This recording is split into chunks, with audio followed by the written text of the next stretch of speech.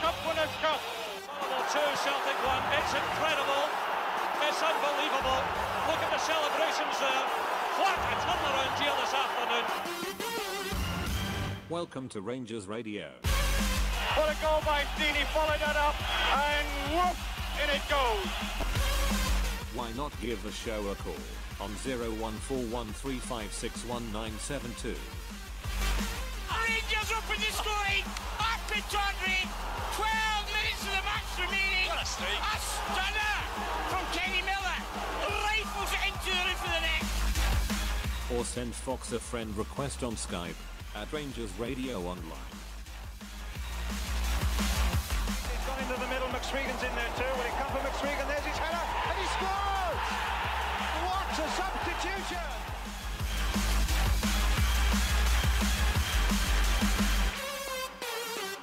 Running inside, is he gonna let flies in? He scores! Good ball!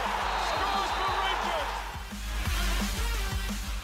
Nacho Lobo with one kick of the ball to take Rangers to Manchester. Rangers are coming! The Scots are heading for Manchester, and you know what?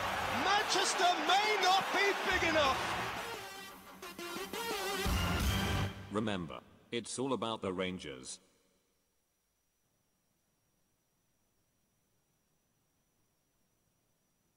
Hello, good evening and welcome to Rangers Radio. We'll join myself, Oxchair, on the panel this evening is the one and only Bridgeman and my mate Big Ulster. How are we doing, gentlemen? Hello everybody, hope you're all keeping good out there. Can I say a big good evening to the guys in the panel and a huge good evening to the guys in the lobby and to all the Rangers fans all over the world. 40 ounce of Fridays upon us. Make it a double. Bridge. No. It's upon us. I'm sure some of the boys are already getting into it. So everybody, massive good evening and welcome to Rangers Radio. Fox isn't with us at the moment. He's I'm going to pour myself a large half. I only drink vodka and Coke. No Coke now. No Coke. Oh, it's not be a 40 he's away chasing an ice cream van. Oh my God. Anyway, he'll live and learn, won't he? I don't know to watch now. He's a shocker. Poured myself a big cough. I'll just go get myself some Coke, Ox. Could be running down the Rugland Main Street looking for it. Wasn't it Happy Bunny? How we doing, Big Ulster? Doing well, just poured myself a wee glass of red wine, just ready to get into the Was it Barchester? 2 hours of this. No. Oh dear, okay. I'm not disappointed. Not that good, mate. Right, okay. Couldn't keep up with you. But it's not bad. A Friday, a wee glass of red wine and 2 hours of therapy. What else could you want? Oh, you can't ask for Therapy. Anyway, in the Rangers world today, obviously the Jamie Murphy thing looks as if it's coming to completion. My information tells me we're just waiting for some final paperwork to come for the English FA, and he will be on the flight to Florida tomorrow, Big Ulster. Yep, happy days. I'm really happy with this. I've read more and more about him over last night and today. It's going to be a valuable asset, I think, for our club. I know a few people, Big Al, stuff, were maybe not too happy that we're signing from players from Brighton, but I think we'll have to look at the context of it. It's all about opinions, and obviously Big Al's entitled to his, but he's a boy I would have took from Motherwell. His potential. Yep. He's been doing the Championship. He's done very well with Sheffield United, very well with Brighton last season. Obviously, just struggled to get in the team because of the signing that Brighton made, because they were trying to take their team forward, and he was one of the casualties. For me, it's good value for money with somebody at the peak of his career with potential and knows what our club's all about, and will give us hopefully when he plays an extra 10% because it's your club, Bridgeman. Yeah, absolutely. I'm everybody I speak to is very happy with the thought that this young lad's coming in. Mm-hmm. He knows the Scottish setups all over. Obviously, I'm speaking to a couple tonight, and they're like myself, they're a wee bit edgy because you're getting to that point. It's going to happen. Is it going to happen? Is it going to happen?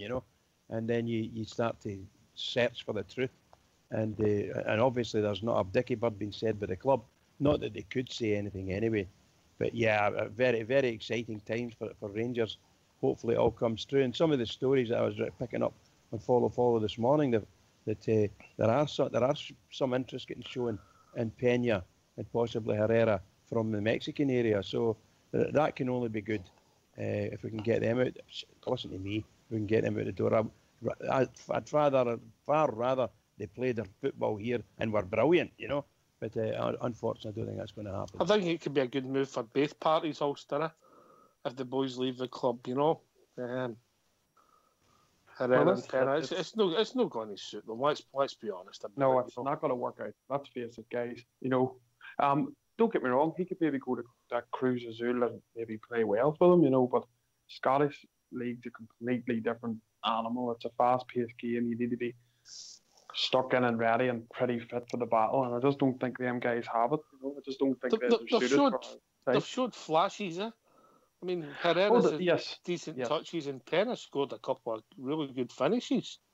They've shown flashes, but see, the facts is we know, guys, when you're Rangers, you need to show it more than flashes. If we want to get ourselves and winning league titles, we need to be more than these wee glimpses. We need players on the ball at least 90% of the time. And I just don't think these guys have it. But, you know, good luck to them wherever they go, and we'll thank them for whatever they've done for us so far.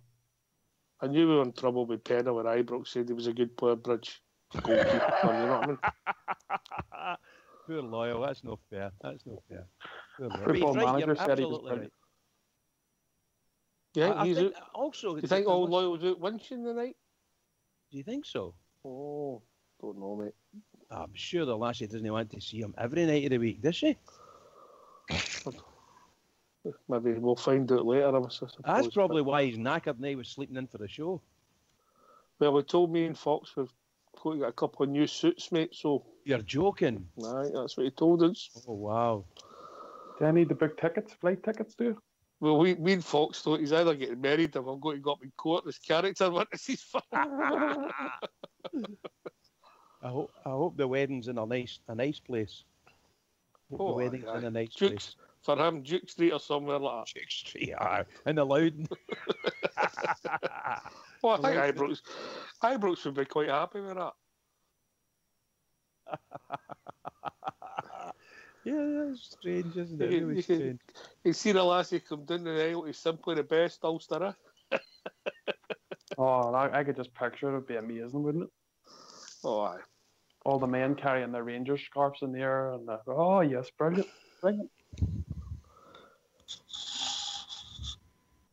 Anyway, we've been joined by a caller, Ethan caller. Oh, is it me on? Yeah, you're on. Okay, well, it's Nathan. I finally got a microphone, so I think you can now hear me. Nathan? Long time since we've heard from you, mate. How's things? Long time. Yeah. Welcome back, pal. Welcome back. Thank you. Yeah, I've been absent for a while, but I've still been trying to listen when I can. Good to hear you, Nathan. Thanks, you too. I'm still over in rainy Vancouver.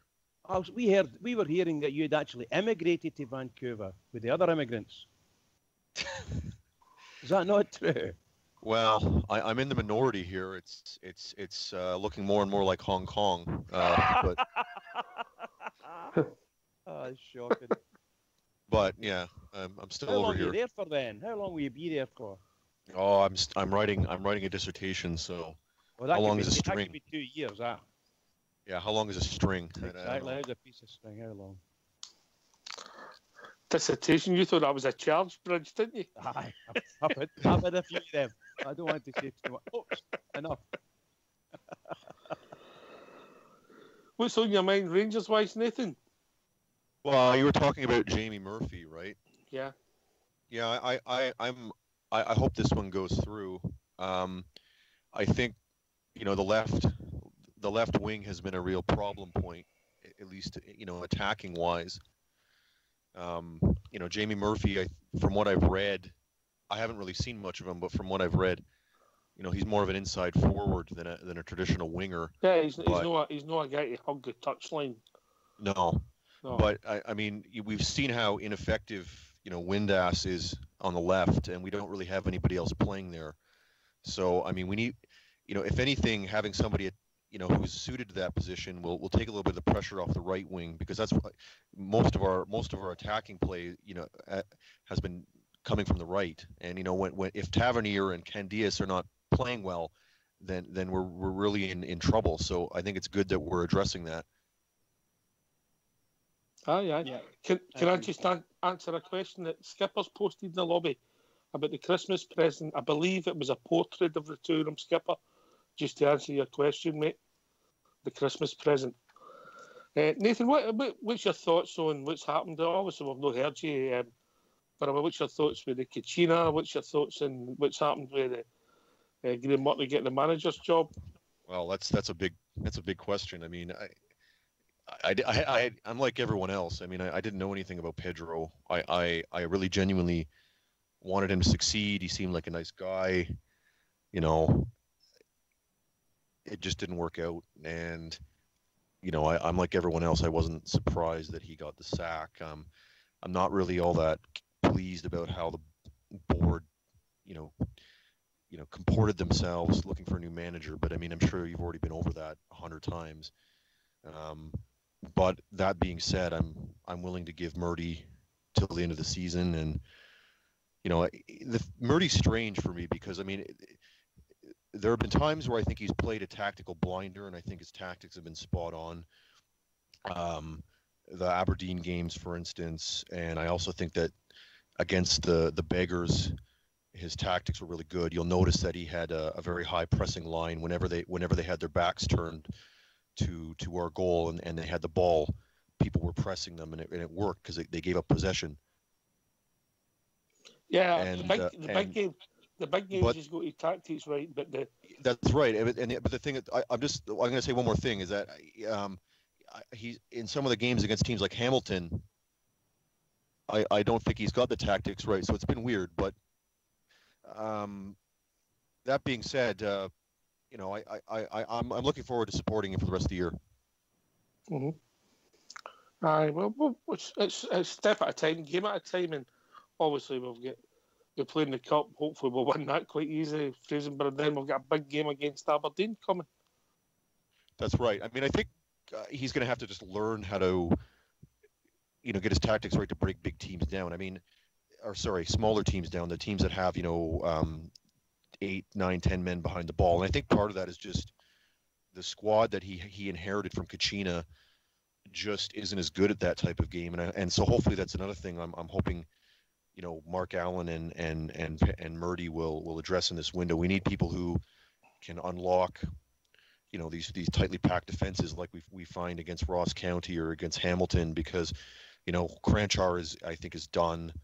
With Doran's out, we don't really have anybody in the center of mid who's got a real attacking edge.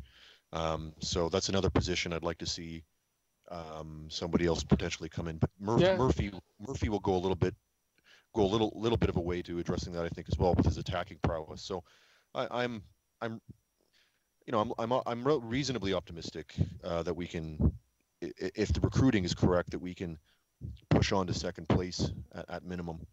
Yeah, Nathan, I've been asked by the technical department who wants to find some Coca-Cola. If you could move your mic just slightly away from your mouth, because it's going through. Oh, I'm sorry. This is a new mic, and I'm don't not worry. used to It's him. He's so fussy, isn't he, Bridgeman? He's very fussy. Particularly, has he had a drink yet? He's fussy with sound. He's no fussy with anything else. Okay, I'm a little bit farther away now. Yeah. That sounds better, actually. That sounds better. A lot better. It's just the breathing, that's all. It's just the breathing. Aye, one night he told Briggs to stop breathing. Aye, indeed. Shocker. Can you stop breathing? What do you think of that about if all of a sudden my squad, if you get Duran's playing, you've got Murphy in the left, Graham Dorrans playing on, and all of a sudden if Candias can put in a performance every week like he done last week, Morelos obviously didn't finish, but he played well last week. All of a sudden we've got, and then you've got Windass pushing for places. We've got options there, Ulster. Yep, we do. I think Nathan's actually, you're correct there. I think these defences, I think Warburton had the same problems trying to break these teams down. There was we struggled to do it. But I think the likes of Murphy now, who's in my opinion would be a better left-sided player than Windass, when he's cutting in and running the players, it gives you another option instead of all the teams focusing their defence on the right-hand side. Of now with Murphy there and that quality, the two sides of the pitch, they have to be watching the whole game. So it gives us another avenue. He's another guy who's good at crossing the ball and good delivery. So if you have Gundias and Murphy both feeding Morales, then hopefully that's more chances. And then if you've got Windass maybe playing in the middle, supporting them, so it just gives us more options and more for those defences to think about during the game. Anyway, we've been joined again. Bridgeman, you could be in trouble here with Ibrox Loyal. Evening, Ibrox. Evening, Trips. Hi, Loyal. How you doing, pal? How you doing, mate? Hey, well, I'm very pleased you're back in again. That you were getting some stick off that Oxtear once again. Fox. And I says before, mate, I don't mind. I've got broad shoulders, as I say. I was sticking up for you, buddy. Mate, you told me you were his best man. No, I never. All I said was he told me and Fox to get a couple of suits. No, that could be a lot of stuff. Some say that could be somewhere else. And it's not a. It could be at a court. Never mind anything else, mate. Never mind. Well, we all said that. You know, it's funny, man. I'm glad my days of that kind of thing are well over, long gone. I'm very pleased with that. I didn't like getting dressed up too. It has been a while since I've had to dress up, mate. You're going to laugh at you. You're going to laugh. Oh dear, how you doing, Ulster? Ibrox, what's on your mind, mate? What you picking up in the Rangers world? Well, it was just obviously Twitterati. Well, a few weeks ago, if you remember, we were talking about Club 1872 and whether when we would finally get a spot on the board. And it seems that they could be making a push for a place by the looks of it. Which, again... They're having a ballot amongst their members to see if they want to go for it. Which is good, because we need a voice, and we've not had one, so... Well, are you a member of Club 1872? I'm not, mate. I says, a few weeks ago when the guy D'Artagnan was on, I was trying to get some more information about it. You know what I mean? I'm a member of another board out with football, and I don't know if it's the same sort of thing about how it goes with, do you have to go to like every meeting and all different things like that? Not at all. But it would be great. We were hoping to get somebody from Club 1872 to come and join us, and Fox is still working on it. And maybe in the not too distant future we'll get somebody on. Nathan, you're a guy that was always looking at the politics of the club. What's your view on Club 1872's role at the moment? Well, I mean, all things being equal, given that they're a 10% shareholder, I think that they're due a place on the board. You know, whether or not they've been, particularly effective, I think that's just. That's a different argument, huh? Yeah, I think it's just a given that they should be given a place on the board, because I mean I think Dave King only has 16%. That being said, I really haven't been overly, happy with the way that they've comported themselves, mainly because I just don't think that they've been as proactive as I would like them to be. But that being said, I mean, I'm not one of the administrators, so I don't really know the goings on, but I mean, they really haven't done a lot to kind of lift any of the cynicism that I heard from a lot of people going into it, where people were saying it's going to be the same as the RST and et cetera, et cetera.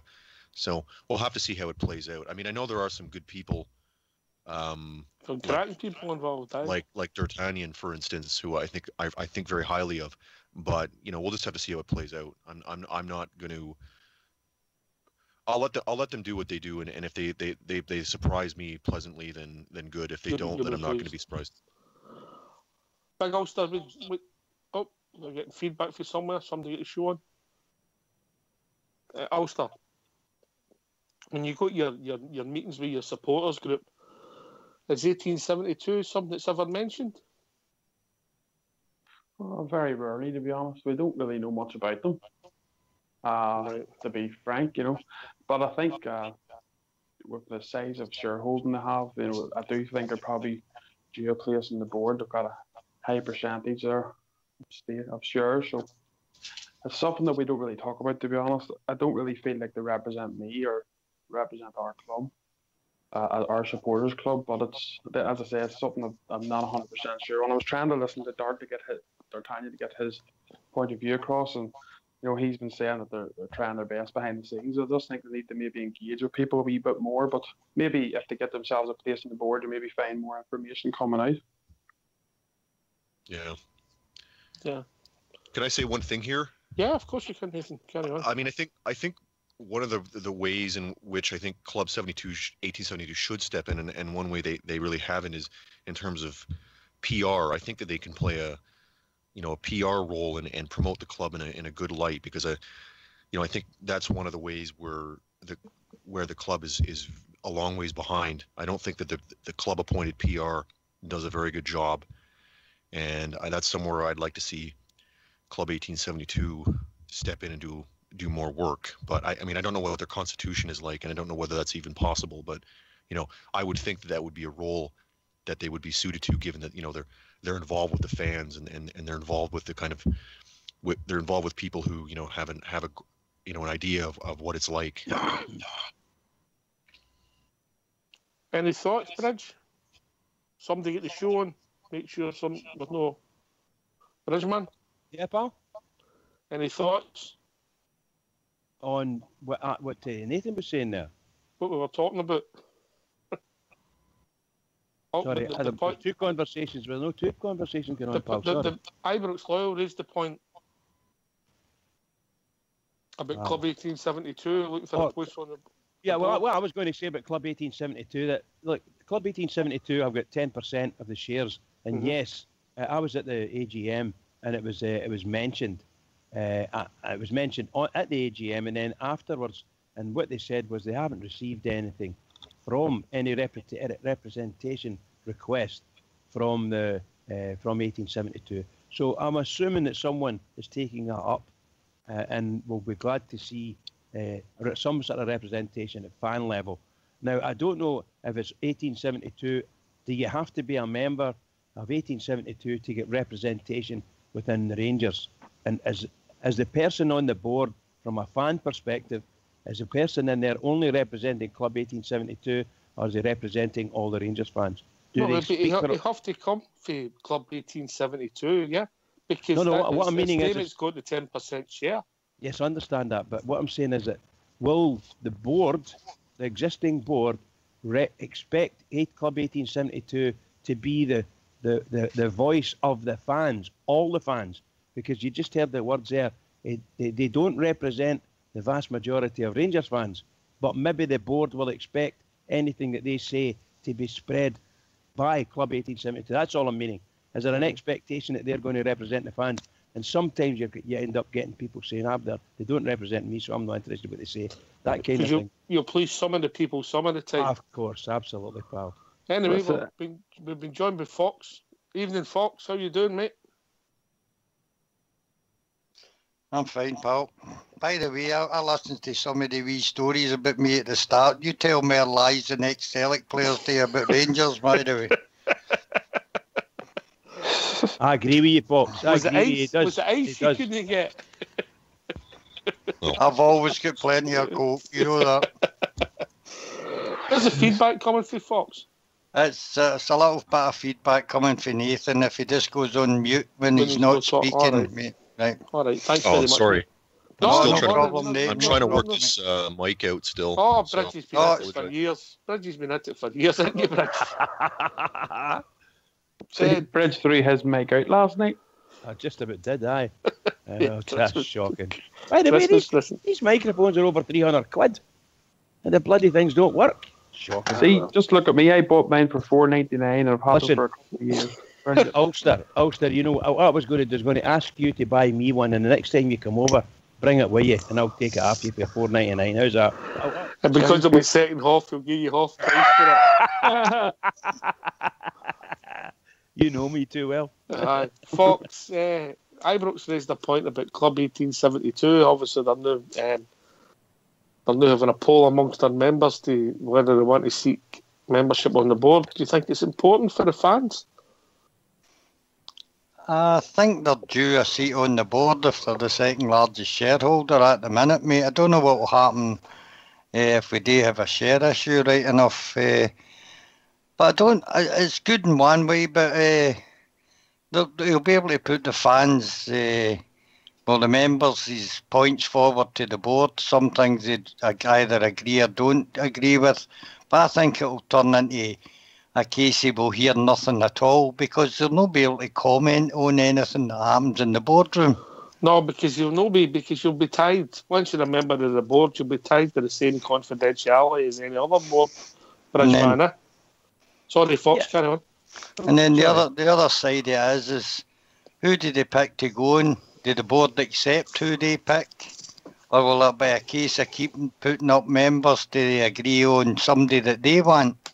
You know? I don't think the board... I think with somebody with 10% shareholding put somebody forward, Fox. I don't think the board could veto it. I don't know that much about it, but... But they could turn round. They could probably turn round and say that they couldn't work with that person. Could they put up somebody else?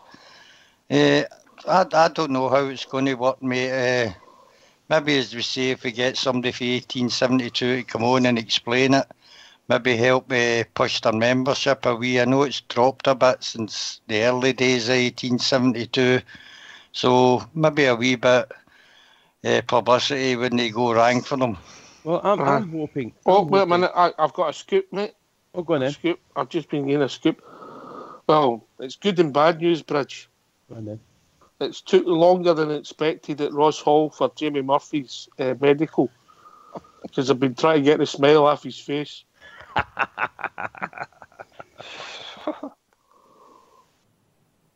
Sorry, carry on, Bridge. Is that the good news and the bad news? Aye. So it's been a medical problem. No, I never said it. Oh, sorry. Okay. Just in case, we'll get that cleared up. It's nothing to do with medical. He's been on the bar chester at 6 o'clock, I think. It's a joke, mate. It's a joke. Yes, I understand. It wasn't a very good joke, Bridge, but it was a joke. I just want to clarify it in my head, because I don't want to be going to bed tonight thinking the boy's got a bad injury and that kind of shit, So we're happy. It's a joke. I'm happy. Right. What I was going to say is my fear is that, as I said a minute ago, is that the Rangers board will recognise when the person comes onto the board from 1872 that anyone who asks for anything from a fan's perspective, if they ask Rangers, say me, if I ask the Rangers board anything, I think they might turn around at me and say, you need to go through Club 1872. Do you follow what I mean? If you ask the board anything, first and foremost, you need to be a shareholder. Well, I'm a shareholder. The board's only answerable to shareholders. Yes, but I'm talking about if they're I'm not represented on the board other than by the people who are running the company, right? Mm-hmm. So I've got no representation, much like a lot of the boys in Rangers Radio here. There's a lot of boys are fair shareholders, but they're not represented. Some of them are members of 1872, and therefore they will be when it happens.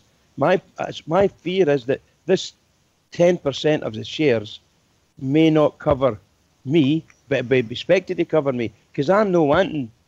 If I would wanted to join Club 1872, I would have joined them. Do you follow what I mean? Mm-hmm. So I don't want anybody to be speaking for me.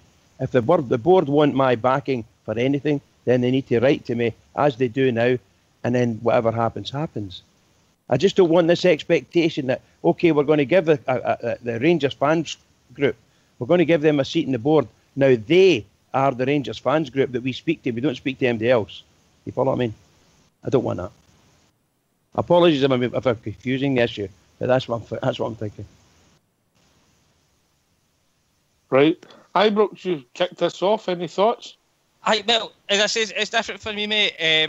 I've been a member of the people that I've been a member of for a while, right? And if we want to go into something like, as we were talking a few weeks ago about the Rangers board, for the one that I'm on, it's called the National Executive Committee, right?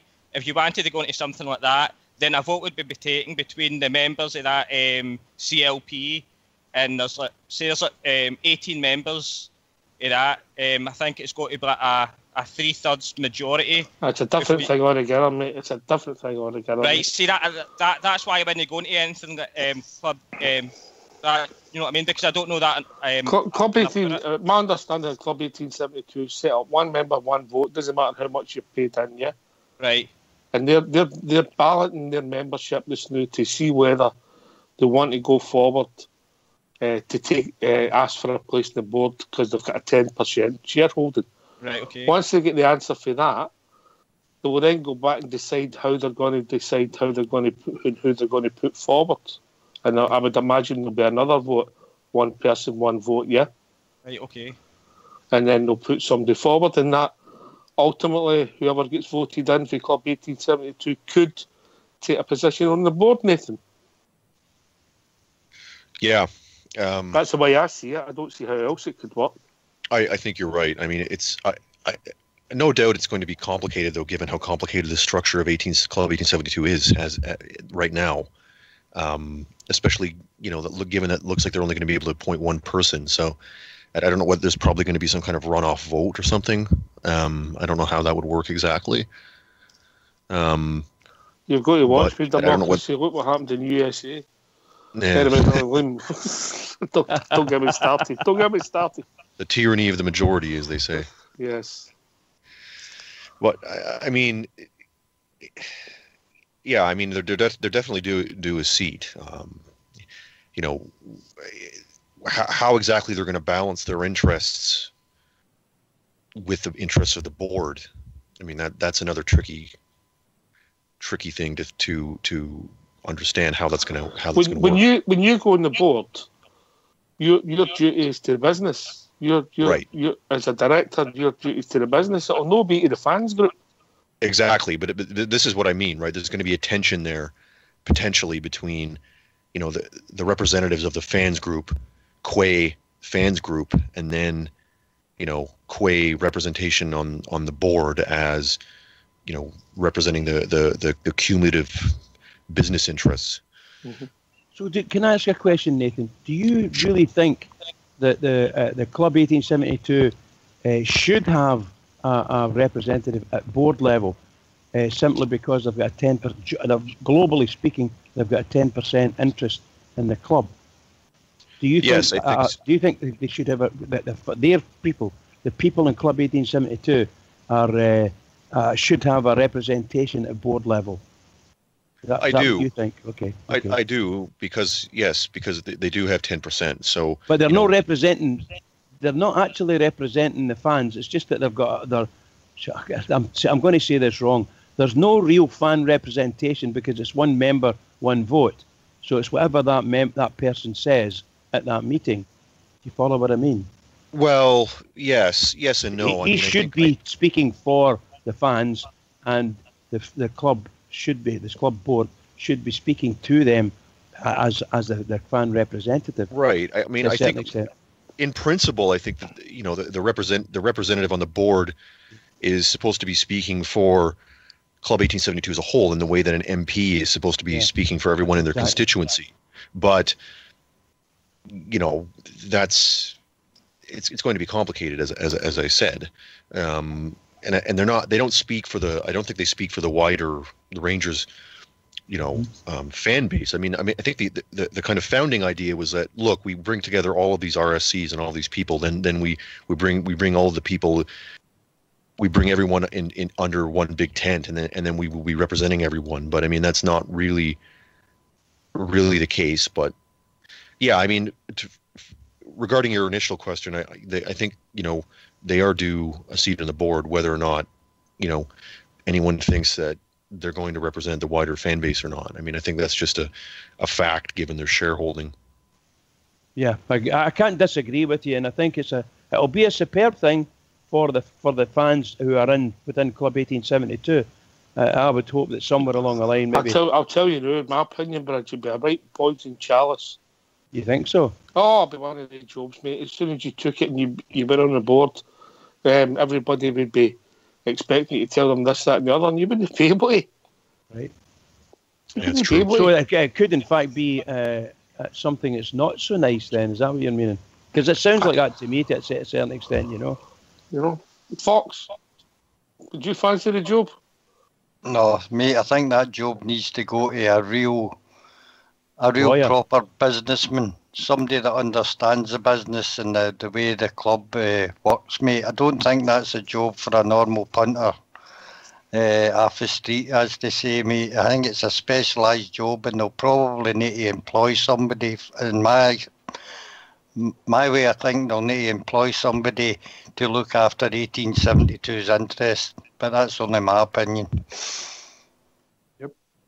Can I ask a footballing question? Yeah, thank God. Do you know anything about football, Nathan? I know a little bit. I don't claim to be an expert. Well, you're talking to somebody there that knows nothing. Carry on. Well, I know that, a lot of people, including myself, want more backup, or I should say more support for Morelos up front. I mean, Morelos has been excellent, but he's one man, and if he gets injured, then we're kind of screwed, as they say. And I've heard that Jason Cummings is available on loan. So I'd like to ask whether you would take him on loan. Yes. I'd rather take a seat on the board in 1872 and answer that one. But carry on. I'll go to Ibrox Loyal first. Oh, thanks very much for that. Well, I can't be two-faced about it, mate. I says last night I would take him, but I would be hesitant. There's a bit of hesitation in there just for the sheer fact he's off-field antics and some of the baggage that he might carry coming back up the road again. Yeah. And is he going to be able? For me, mate, I don't think it would be one of the players that I would be worried about wouldn't settle in the goldfish bowl that is Glasgow, mate. That's the only thing that would worry me. That's a fair point. Big Ulster? Oh, I would take him, definitely. Good player. He's a good player, especially for our level of where we're playing up in Scotland. I think he'd be a good player for us, definitely. And especially with the option of loan, you'll be able to see if he can fit in. Like try before you buy. Exactly. I think, what the rumours is they have offered him out to Aberdeen, Hibs, Hearts and ourselves. He's looking back up to Scotland. That's what the rumours is anyway. But Forest would prefer option would be an option to buy, and I think they're looking to set a bigger sum. But a loan move, see how he fits in, see if he could work with Morelos to help us up front, and if he can do a good job and he's tried and tested, then you can put the bid in for him at the end of the season. Fox? He's got good strikers' abilities, mate. I would take him. I might have said no before Jimmy Nicholl came in. But I think Jimmy Nicholl could just be the man to tober him up, mate, and put his life back on track and keep all the off-field stuff out the way, mate. I would take him at this present time, yep. All right. Yeah. Bridgeman? I have to agree with Fox there. That I immediately thought Jimmy Nicholl could possibly help if he came to Rangers. The most positive thing I think about it is I remember 2 years ago, or maybe more, Mark Warburton, when he was in the Championship, Mark Warburton was asked, or the fans were saying to Mark Warburton, go and get him. So a lot of the Rangers fans liked him then, and thought he would have been a great player for Rangers. However, we know what happened with the young boy Scott Allen, and it would never happen for that boy. So he's went down to England, and there's a chance for Rangers to do what Rangers do quite well, is to pick players up from England and bring them in. And we probably had to give Hibs $1 million or more to get them in, and eventually you might have to give Nottingham Forest $1 million to get them in. But my thoughts are a bit twisted. I would say I'm happy. I'd give Forest $1 million in the summertime, providing you get that 6 months loan and give Jimmy Nicholl a chance to work with him to see if he can knock this nonsense out. That's what. Yeah, well, I mean, I tend to agree with that. I mean, I don't think he doesn't seem to have a great personality, to put it lightly. But if we take him on loan, right, then it doesn't. If it doesn't work out, it doesn't work out, right? And we're not having to pay, Hibs any money, which is also a plus. And I think if he was able to keep his head on straight, if the coaching staff was able to control him, I think he's got a real natural ability to strike the ball, and I think he could potentially complement Morelos up front, because Morelos has a great ability to hold up the play and use his body to keep defenders off. And so if, he could, I think it's potentially a good partnership with Morelos. So I mean, I personally think it's worth looking into as a loan deal. I wouldn't buy him right now because he's a bit too unknown given his poor performance at Nottingham Forest. But if we take him on loan, we take him on loan, and if he doesn't work out, then we can say goodbye. That's my view. Nathan, did you say they want rid of him? Did you say they wanted rid of him? That's what I've heard. I mean, right, okay. Yep, that's the word in the street. That's the word in the street, Bridge. Where have you been? No, I was. You know what I'm like. My main spark's somewhere else, and I thought I'd heard Nathan saying that. You still don't get the Nottingham Post delivered because you live there. The people I speak to down there have all said that they don't like him. They don't like the boy at all. They like young Barry Mackay, believe it or not, but they're no keen on the boy. So I thought that meant that they don't like him, or were they Forest just desperate for money. But Nathan's saying they want him on loan, or he's willing to get rid of him on loan. Does that mean the Rangers need to pay his wages, and so on and so forth? And he might be on an enormous wage. He might be on an enormous wage doing that. I don't know. There's two things in there, Fox. There's the Cummings potential to be a decent finisher. And we seen it. I think he scored a lovely goal at Ibrox against us. I think it was in that game we actually won 4-2. A lovely finish, and he showed that he could score goals at a slightly lower level. He's moved down south because he's shown how he can play. But you've also got the antics of the boy after part, which would worry people. I think quite a lot of strikers have got a bit of devilment in them, but I think I would ban him for social media right away, mate. That'd be the first thing I would do with him. But as I say, he's a good striker, mate, for me, and I think I would take him on loan if we got offered him. All right. Okay. What do you think, Ibrox? Scientific poll in the lobby? Yeah, why not, mate? It's a 40 ounce of Friday. Go on then, you ask the question. Okay, question is, would you take Jason Cummings on loan for 6 months with a view to sign him in the summer? Why for yes, N for no? Right. Remember, there's a wee delay by the time people hear it, so don't stop talking. Oh, Sandy Sloan, yes. Sandy Sloan, yes. Cumbrian Bear, yes. Doogie the Bear, yes. Old School, no.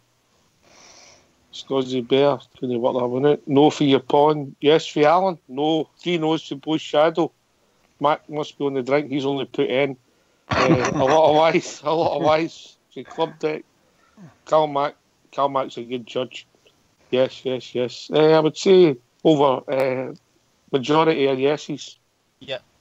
Yeah, maybe 60-40 maybe. I would say around about that, mate, yeah. Yeah. Well, the thing is, for me, the reason I asked is because, we definitely need some support up front. I don't think O'Halloran is going to cut it. We don't play in the way that they do at St. Johnstone. I don't think he's got a future. It's not just that, Nathan. It's how the other teams play against St. Johnstone. Exactly. Aye. He has the room in St. Johnstone to counterattack, where he's not going to have that playing for Rangers. But anyways, getting back to my point, I think we need a quality striker we need a quality striker to help Morelos, and given the market and the money, the reason I brought up Cummings is that, this is somebody we could bring in with little to no outlay, who might be able to help the team. There a lot of quality strikers are just beyond our price range at the moment. Well, fair comment, mate. Fair comment. O'Halloran seems to split the support very vastly, mate. Do you think he'd be a different player under Murty? And he obviously never got on with Pedro, I don't think so. I don't think that our style of play suits O'Halloran. I think he was a terrible purchase, and here's why. You look at a team like a smaller team like St. Johnstone, and they're not pressed in the same way that we are on the pitch. So for somebody like O'Halloran, who seems to rely mainly on his pace, right? He's got a little bit of room to get on the ball and to kind of blaze down the wing, or he's got a bit of space to chase a long ball, and I think that's very rarely, if ever, going to be the case at Rangers, because teams are going to play against Rangers in a different way that they're going to play against St. Johnstone. So I just don't think that he's going to fit in, and I think Murdy is astute enough to not just kind of shoehorn him in. Although it might be the case that because of personnel, a shortage of personnel, he might get some game time. But I mean, my view is that he doesn't have a future. Not to mention any of the baggage he brings. I just don't think that. I don't think that he plays in a style that suits us at all. I think he's a mid-table or bottom table SPFL player who's decent for that type of club, but not for Rangers. So do you think then, Nathan, that the club have brought him back or allowed him to come back? His loan period was up, and never give St. Johnstone the chance to take him on loan again for the next 6 months? Is that because of lack of numbers or something? I would say so. I mean, I have to say I was surprised that they wanted him back, but it could be for cover. It could be that the bench is really short, and I mean the bench is woefully short, especially in attack. I mean, he probably is going to do no worse than Cranchar has been doing. I mean, all things considered, even though they don't play in the same position. I mean, Cranchar is done, and we don't have much in the way of backup. So I think it's a matter of personnel shortage rather than anything that Murdy sees in O'Halloran. I mean, it's a baffling signing, especially for $500,000. I mean, that was perplexing. It was a gift to St. Johnstone. That's what that was. I would agree with you, Nathan, under Caixinha and even Warburton, mate, where we tended to pass the ball left and right before we'd put it forward. I think with the addition of Jamie Murphy, all going well in that transfer, and the likes of Candias or O'Halloran on the other side, mate, I think we're going to break at pace. As we showed against Celtic, mate, although Celtic were attacking us, we attacked at pace. And that's a thing that's been missing for your game for a few years now. That's a fair point, and I take the point, and that's maybe the type of game where O'Halloran's going to get a bit of space and time to run under the ball, and get behind the back line. And if we get a team like Aberdeen or the Beggars who are pressing with a high, have a high defensive line, and have players in the middle who are trying to get forward, that might be the type of game where he might be able to get forward. But I think his role is going to be limited even in those types of games, because he doesn't offer much coming back in defense. And moreover, I think that most of the teams are going to be facing in the league aren't going to be playing like that. So I do agree with you to some extent, but I just even if that's the case, I just think his role is going to be very limited. He is a funny player. I mean, he splits the support. I know that when I talk to CC's a big fan of Michael Allen, and would like to see him play more often, given a chance, Whereas Bridge, you don't see it at all, do you? I don't see certainly our style of play in the recent past.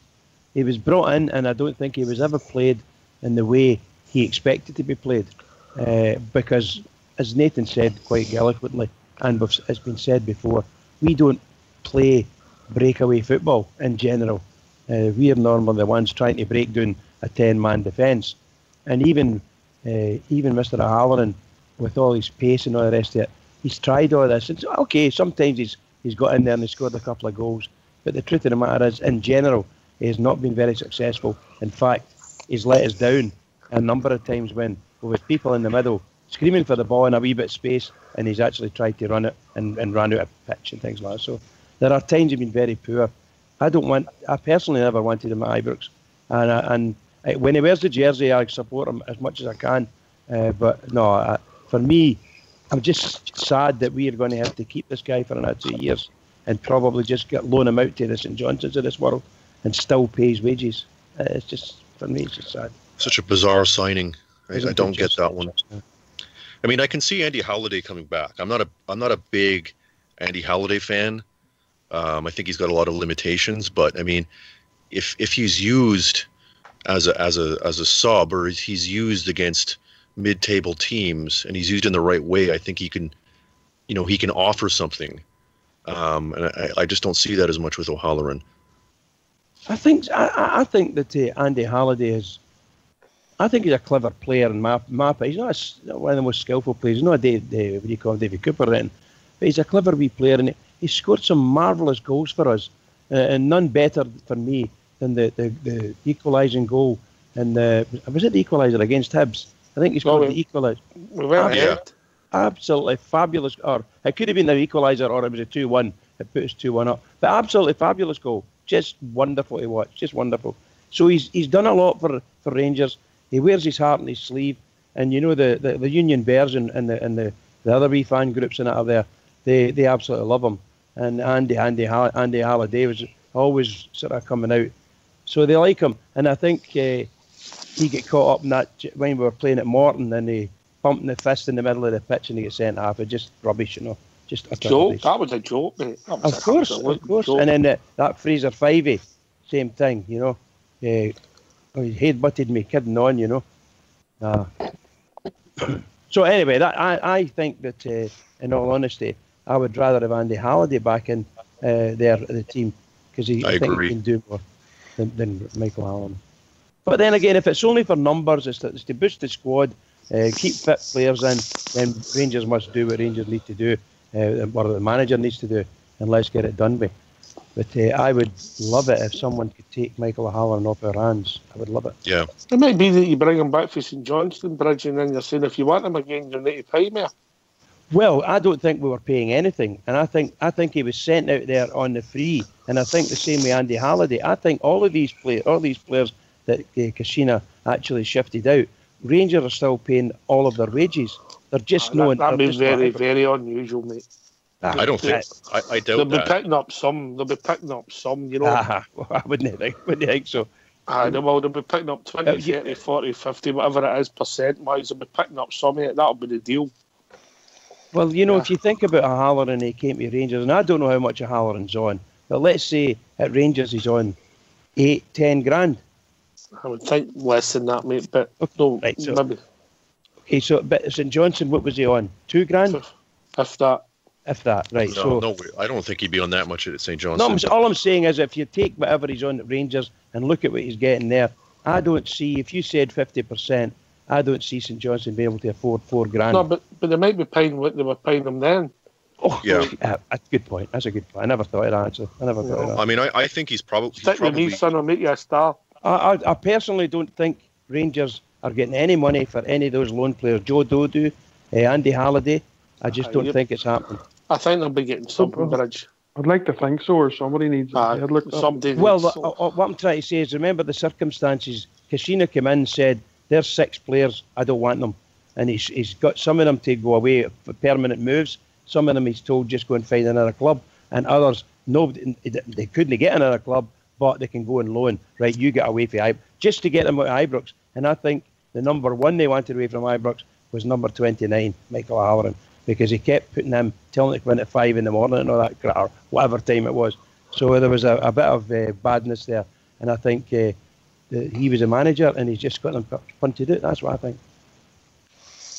Well, it's a new manager, Bridge, a new number 2. Maybe they'll bring them back on loan in case they think they want to see for themselves if any of them can surprise us, mate. Whatever new system Mr. Murty decides to put in place, he'll probably give them all wee trials in it in the certain positions during training, and maybe we'll find that one of the people that went out, just one out of maybe 5 or 6, maybe still have a future at Ibrox, Well, I would like to think Andy Halliday one of them. Don't mention trials when Ibrox Loyal's on, mate. I know. Sorry. Carry on, Bridgeman. No, I was just going to say I would hope that Andy Halliday is one of those players that he comes back and he's successful. Because I liked Andy Halliday. I had nothing against him. I think he did well for Rangers, in my opinion. Well, I think you need to remember. On you go, Nathan, then Fox. On you go, Nathan. Sorry. Well, just to add on to that, I think, yeah, I agree about Halliday. I think, if he's used correctly, he can be an asset. I think one of the problems that he had, especially under Warburton, is that Warburton wanted to use him almost always as a kind of defensive midfielder, and he's not suited to that role because he can't track the man back. He's just not a defensively minded player. So, if he's used as a sub and he comes on and is able to drive forward and use his he's got a pretty good shot on him. Right, he scored a few nice long distance shots. If he's able to use that, I mean, he can be an asset. So, yeah, I'm not unhappy with him coming back, as long as he's used correctly. Fox. I was just going to say that there's a few players that seem to have flopped at Ibrox, but during the Warburton era, mate, they were all played out of position. Joe Dodo was stuck out in the wing when he's a natural finisher. Andy Halliday had to play at defensive midfielder when he was never played that before in his life either. Maybe Andy Halliday at the top of the diamond, mate, as Nathan says, coming on if Dorns or something was to get injured. I think that's more natural to Andy Halliday than being a defensive midfielder, Any views, Ibrox? Sorry, for the sheer fact, I'm in the same camp as Bridge on this one. I don't want to see Michael Halloran anywhere back near Ibrox. I think he's a bit of a bad egg, if I'm being honest. Bad egg. Well, I know there was no proof that there was ever a leak in Ibrox, but for the rumours I heard, it was all coming for him, and that was the main reason why Pedro wanted him out the door. And that's fair play to the manager. If somebody's trying to undermine you in the dressing room or undermine you behind your back to the press and things, and getting a wee bits here and there, it's no good for the cohesion in the dressing room. And he's one player that I don't want to see back, mate. He started all right his first maybe half dozen games for us. He obviously went on loan to St Johnstone, did the exact same thing there. Went back there, did all right for a half dozen games, looked a bit of a player again. Then he get this mysterious injury, and he's not been seen since. And now he's coming back to us again. I just don't like it, mate, and I don't think it'll bode as well if he comes back. Ulster? No, I think a lot of these players are coming back because if you look at our bench is pretty weak. We have nobody to come on and try and change games.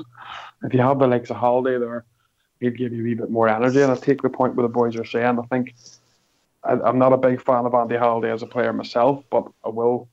At the end of the day, he was playing in the wrong position. So if he's playing in more of a attacking midfield role, and you've got Ross McCrory there winning the balls, you might see a different player. And he'll know himself. And the good thing about these young players coming back is too, it's a last chance to win for a lot of them, so they're going to have to play their heart out to try and win, plans for next season for their faces to be in there. So it might be a good thing, even if one or two of them only make the grade. Do you want my honest opinion, Bridge? Go on, pal, please. None of the two of them are good enough to play for their team. Oh, I was just about to say, it might just be that any of the guys if Andy Halliday had Michael Halloran's pace, he'd be a good player. Well, he's total one pace, mate. I understand that. I understand. I'm under no illusions. All I'm saying is that there are certain hopes. If you're bringing these players back, anybody who's going to potentially come on the park at Rangers and play for us, I hope they're successful under this management, a lot more successful than they were under Mr. Kashina. It might have been a personal thing against them, so I'm not dead sure just what to think about that. However, I really do hope that they come back and get their chance, they go in there and they show what they can do, and they're providing support within a squad type place. The one I dearly hope most for is Andy Halliday, simply because I quite like him. I'd love him to prove us wrong. Oh, absolutely. I doubt it. Every week the team was winning, but what I've seen, I've not seen it. Yeah, but Oxford, what I was also going to say, and maybe the guys might believe me or might agree with me, the players that he was playing alongside and the teams that we were playing against, right? He looked quite good at times, but now he's going to be playing with luck. He's going to be playing with better players in a supposedly far pacier team. So it might work out for him. He might actually come good and a better team. And that might be true for anyway, we've reached that time in the evening. If you don't mind going on mute, Fox will give us a tune.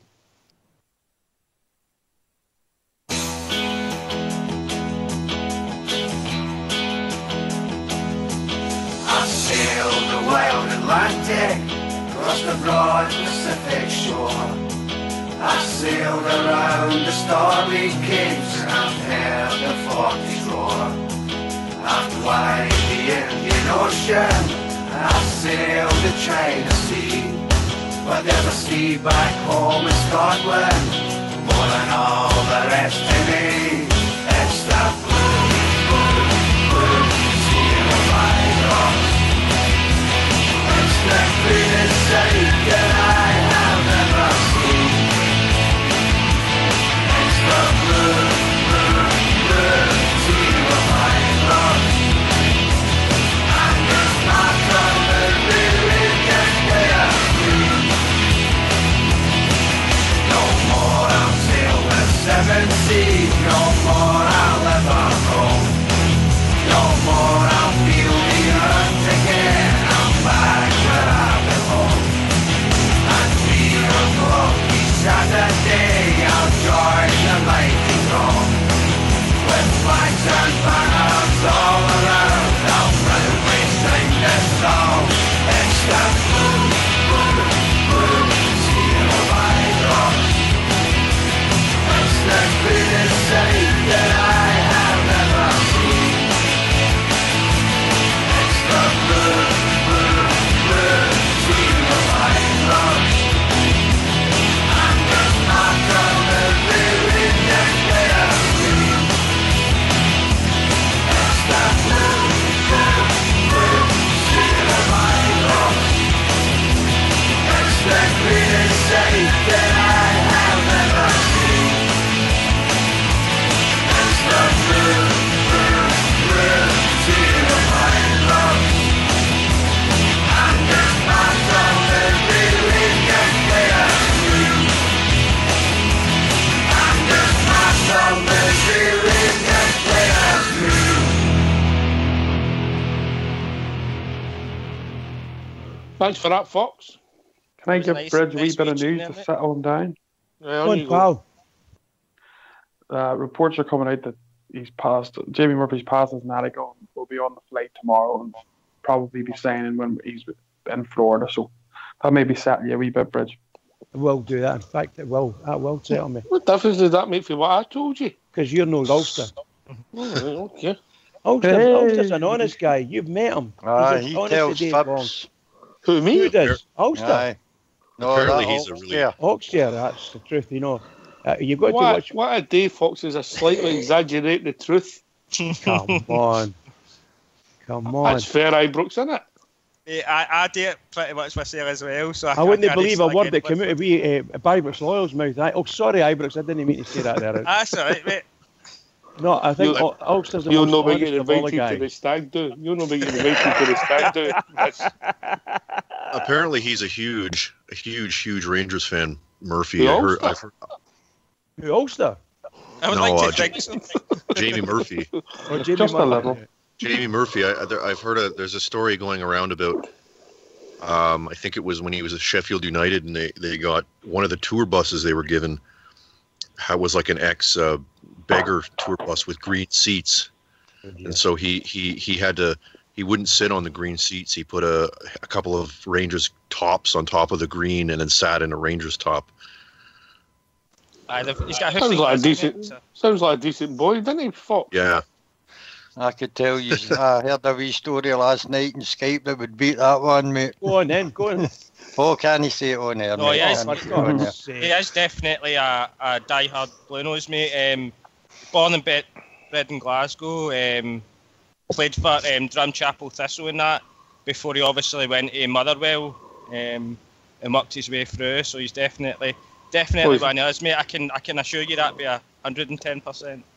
He's not a good football upbringing in Drumchapel Thistle, Bridge. The good thing is, too, is having a Ranger in there, a fan of the club, you always get that extra 10%, don't you?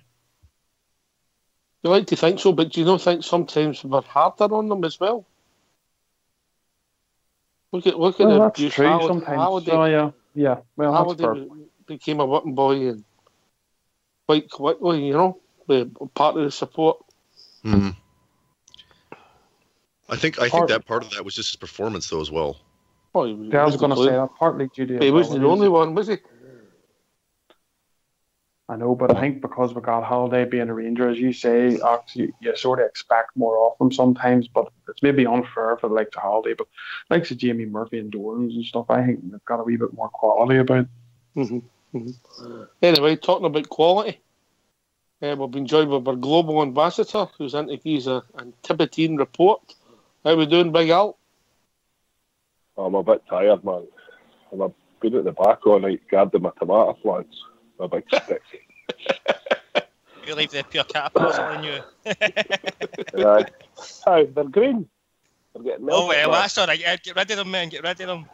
Have them never eat your tomatoes. I just caught the back end of the first half of the show there. Talking about Halliday and O'Halloran. Is that what you've been talking about? Just briefly, Ibrox raised them. Ibrox raised. Well, no. Nathan, I don't know if you met Nathan from Canada. He's a long-time caller who's phoned in the first time for a while this evening. He raised the point and we're coming back. Yeah. Mixed views, mate. Mixed views. Aye. Look, they went out on loan because we deemed them not good enough in the first place. Maybe some other circumstances in regards to O'Halloran. And as you say, look, if they come back, they're just coming back for numbers, really, aren't they? We should be signing players, proper players. That's it. That's my view on it. I don't know what else. I don't know really what else to say about the two of them, to be quite honest. Are we bringing back Forrest or Dodo? Maybe they brought them back to see if they can move them on as well, because it's a transfer window.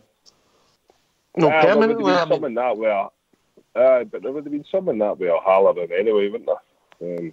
We would have had to pay it up on the never anyway, the 500 grand. So he's went back there, probably stopped payments.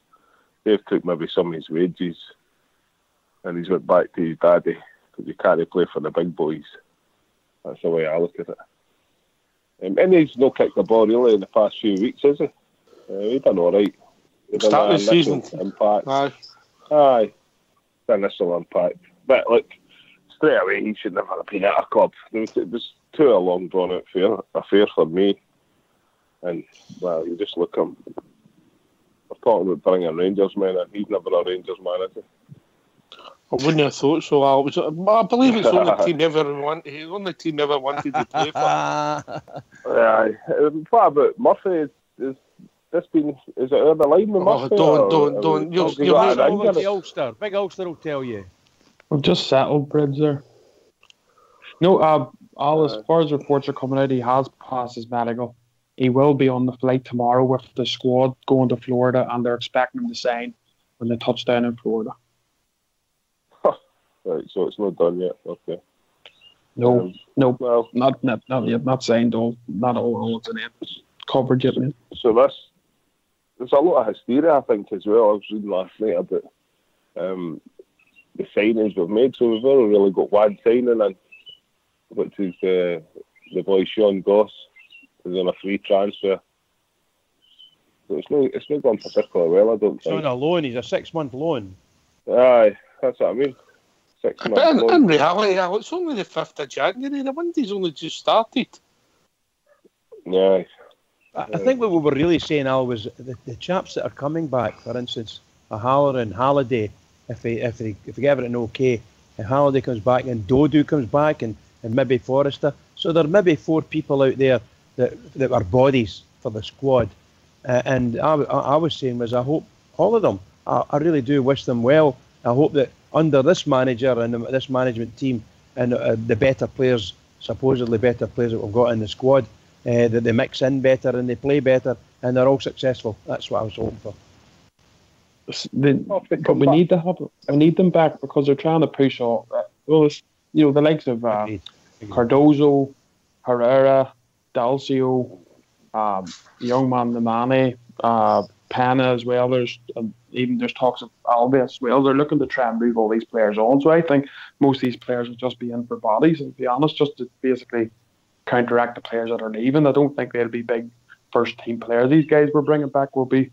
The window's a long way to go. No. I just hope that they're successful, and that means that Rangers are successful as well. Well, no matter what they're doing, and no matter if they're only on the bench and they come on, I just hope that they play well, because some of their performances when they were picked for the team weren't great. Simple as that. I don't think many of them have a future. Well, I don't think so either, but I'm giving them the benefit of the doubt. They're coming back, or we're bringing them back in some cases, and we're welcoming them with open arms. And there you are, you're in the squad, and let's see what you can do. The chances are they may not get picked. The likes of that young boy Cardoza, I don't think you're going to see him possibly playing for Rangers again, because he's, young Bates there, and there's other boys coming in that are playing better than him. I actually liked Cardoso for his form has dipped, but he's one guy I wouldn't mind seeing us hang on to. But I mean, if they're going to sell him, hopefully they can sell him for at least the money they spent on him, because I mean he is a promising player, even if he hasn't shown it all the time here. Still a youngster, still a youngster. I think Forrester and Dodu, I don't think have any future. I'd like to see them off the wage bill. I think they're kind of typical Mark Warburton signings. They have some skill, but they don't have the attitude and the drive and the physicality needed for the SPFL. And I think Wimbledon and Charlton are probably about their level. I mean, it looks like Dodu couldn't even get a game at Charlton, which is why he's coming back. So, I don't hold out a lot of hope for them.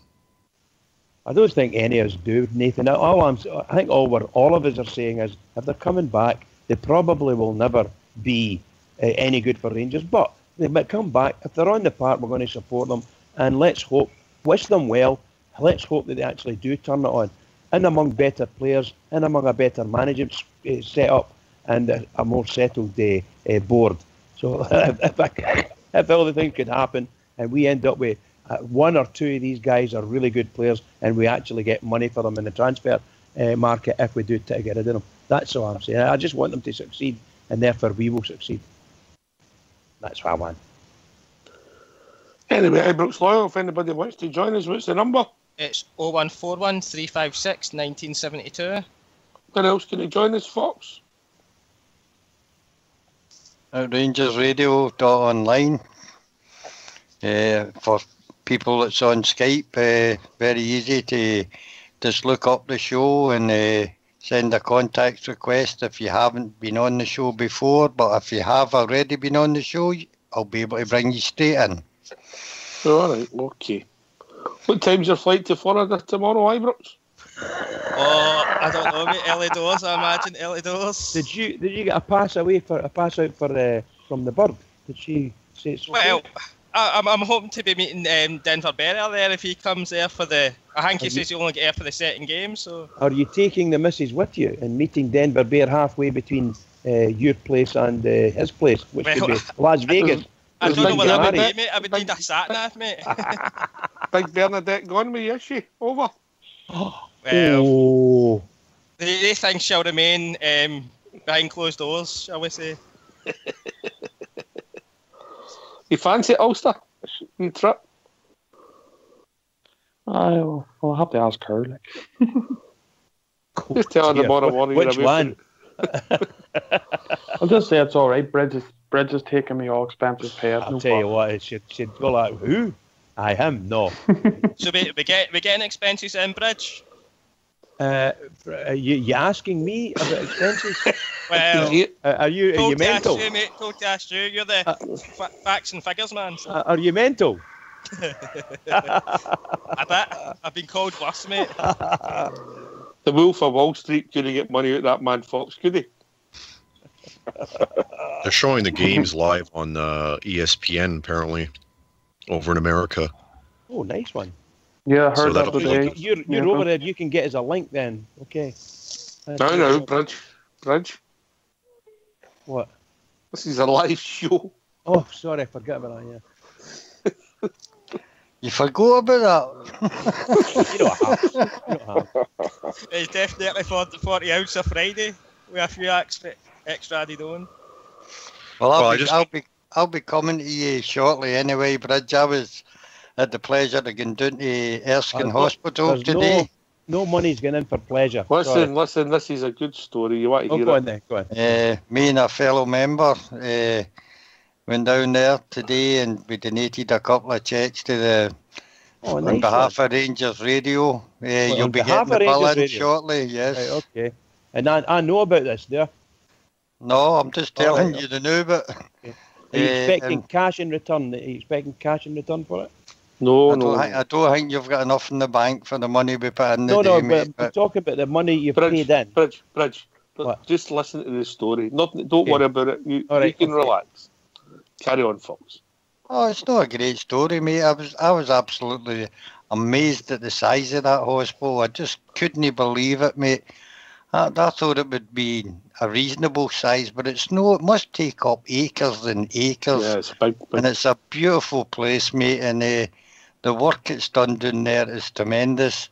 And a lot of it is subsidised by Rangers fans, mate. And the lassie Carol, who Coven Blue put me on to donate the money, was absolutely superb. Tell us all about the runnings there. And we had my friend went a wee personal tour of it. You know him. You know who I'm talking about, don't you?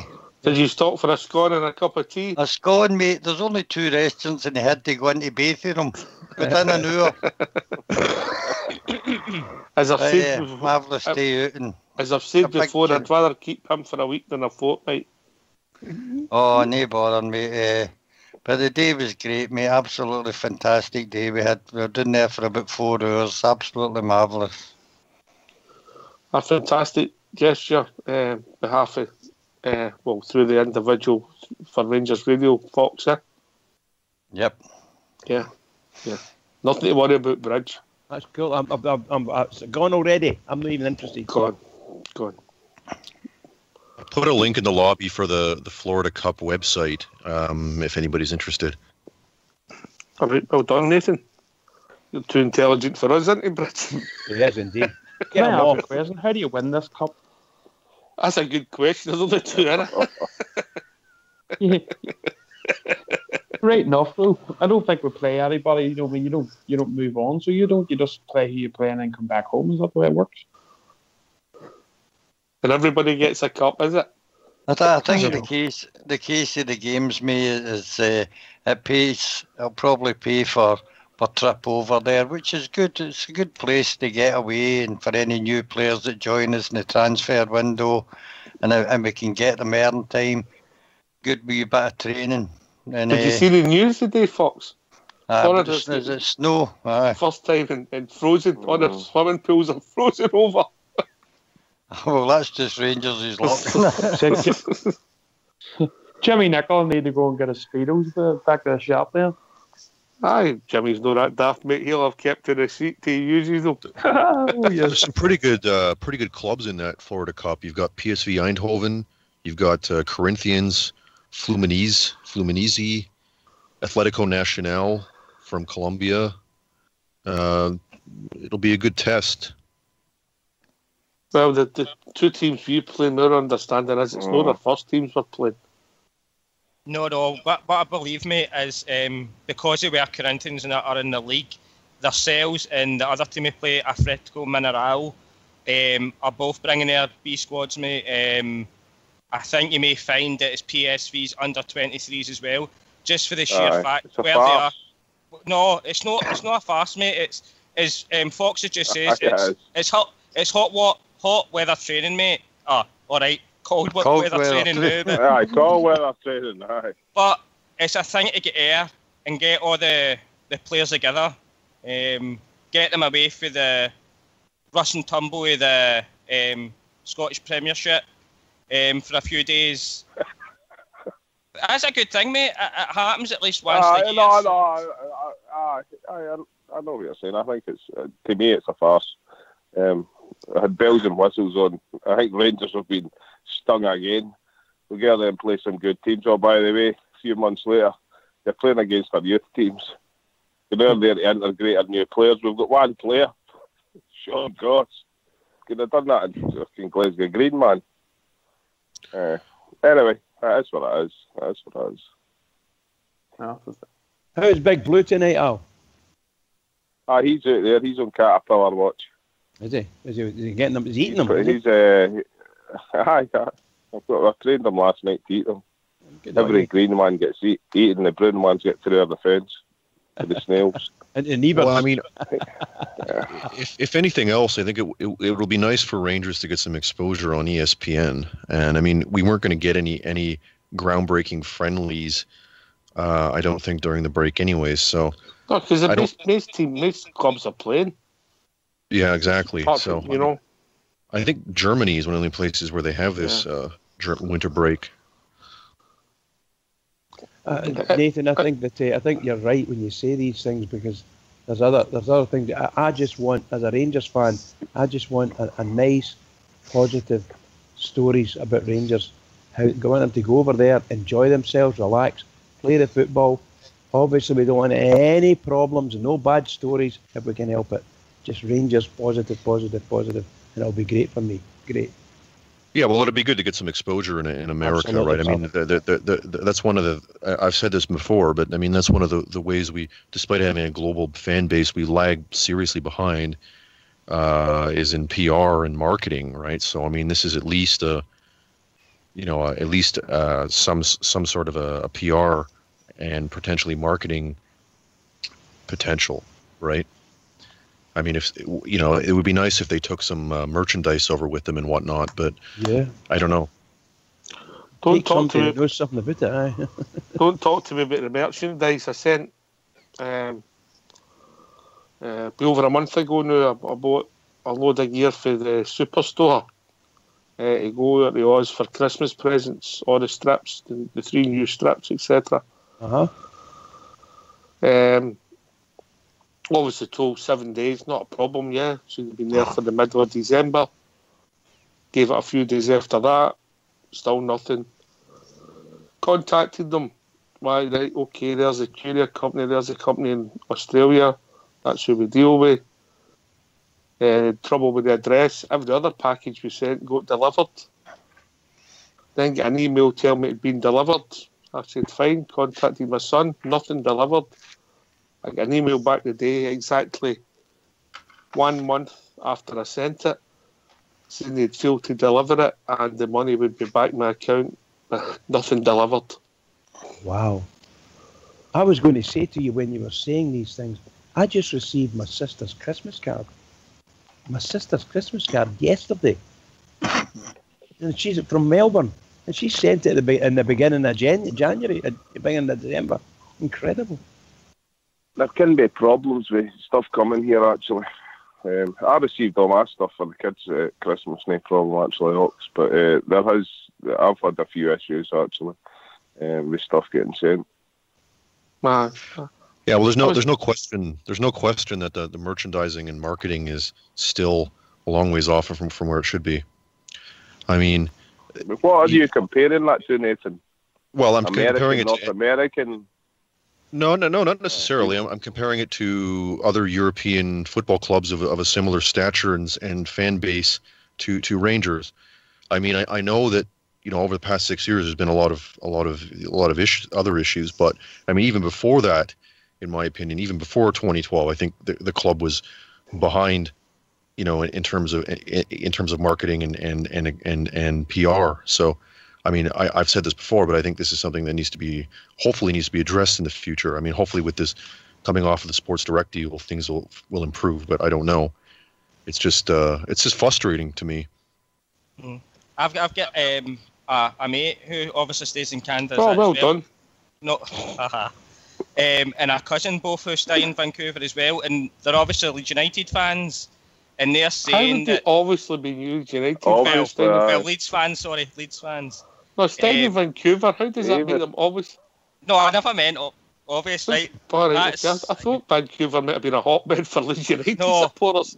But they says when they order something off of the Leeds United website, it can take 3 to 4 weeks even to get it for them as well. So it's It's not just obviously your club. I was very disappointed. It wasn't the finance. It wasn't the finance. It was more the fact that they told me to be there in 7 days and it never. Which I was happy. 10 days. Eventually lost it. I never got it. And actually, you never heard of the Vancouver Lily Whitecaps? No, I have not, mate. No, just obviously, if you Vancouver, you support Leeds United. Yeah, but that. I actually saw someone with a Leeds United top on here. Maybe it was your cousin. That'll be Ibrox's cousin. Very surprising, mate. But I know how big, obviously, Vancouver is. But I'd still need a sat-nav ticket, wouldn't it? I've seen a few unusual tops here. Actually, I've seen the Leeds. I've seen Ipswich Town. I've seen Doncaster. I've seen the Farts.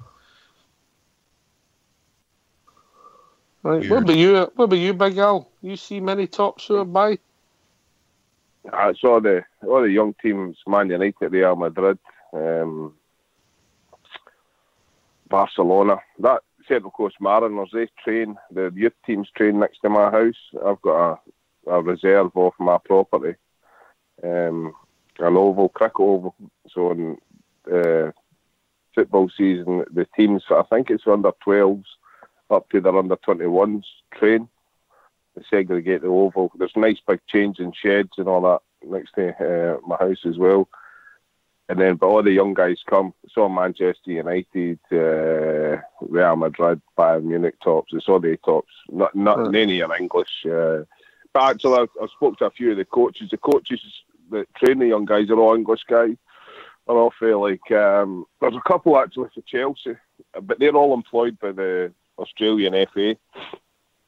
Actually, I was taking Blue for a walk one night, and I spoke to I've got an assessor there who does New South Wales and goes to Western Sydney Wanderers, Newcastle Jets, all the teams within New South Wales that play in the A-League here. Mm-hmm. He was an English guy. He was Leyton Orient. He had played for Leyton Orient, had came through their training academy and things like that. He was assessing the coaches, so they're getting assessed by the Australian FA every night when they're training, and it's 5 days a week. But the one thing they've got here is they've got the weather, mate. Good setup. It's actually a really good surface. So I saw the teams you see, and when you go to Sydney's full of the bead rattlers. So you see a few Celtic tops. Well, there's one Mary mob's just arrived in the last week. Is he? Aye. He's moved to Sydney.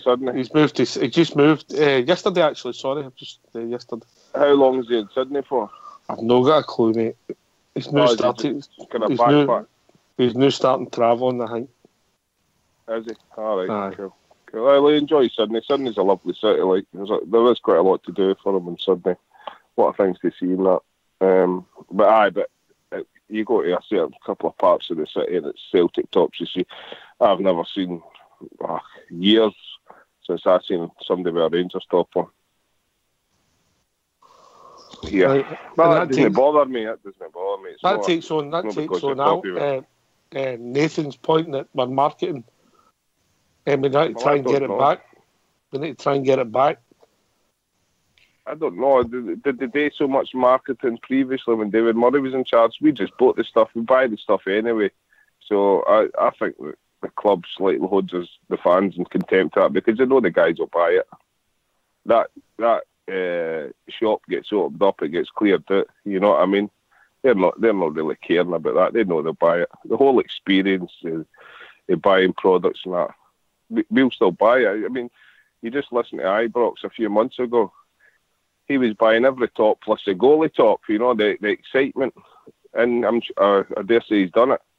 So they know we'll buy it. Who cares if somebody in New York's wearing a Rangers top? Because they know they've got 50,000 tops, 60,000 tops sold in Scotland. I don't think they look at the bigger picture, do they? And until such times as we have a good team on the park, winning league titles, winning cups. That helps. Anyway, that's a good marketing point. Talking about the big picture, we've been joined by the big picture. How are we doing, George? How you doing, boys? All right? Evening, Hi, mate. George. Evening, George. Any chance you could run up to a certain area of Glasgow with 12 cans of Coca-Cola, mate? That's no bother at all, aye. No bother at all. Emergency supplies. It'd be an act of mercy, George. Aye, that's no bother at all for me, like. Give me 20 minutes. All right, mate. What's on your mind, mate? What's on your mind? Just about the Laddie Murphy signing. I think that's the deal been share the line now, isn't it? So I think that's a good signing for us to come in the left-hand side. It's been a bit of a problem area. I'm actually pretty glad that that's a wee boy Walker for Hearts away to Wigan now, because I think, I mean, we were in and about that. I wasn't too happy about us being in for him. Like, I think we've got the better player out of the two of them. I'd rather Murphy tenfold than what I've seen of Jamie Walker in the last 6 months, mate.